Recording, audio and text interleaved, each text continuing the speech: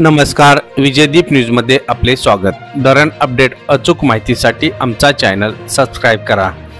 आज मंगळवार 16 जुलै 2024 सकाळचे नीरा खोरे अपडेट।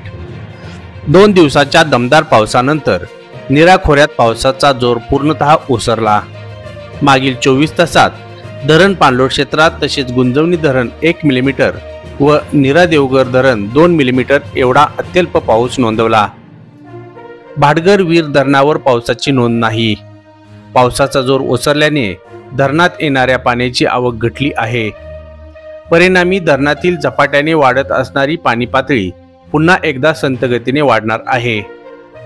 24 तासात नीरा खोऱ्यातील सर्व धरणात मिळून 0.86 टीएमसी पाणी जमा झाले, तर सर्व धरणात मिळून आज रोजी उपयुक्त पाणीसाठा 17.02 टीएमसी आणि सरासरी धरण टक्केवारी 35.22% आहे। मागील वर्षीच्या तुलनेत यावर्षी नीरा खोऱ्यात आज रोजी 4.55 टीएमसी पाणीसाठा जास्त आहे।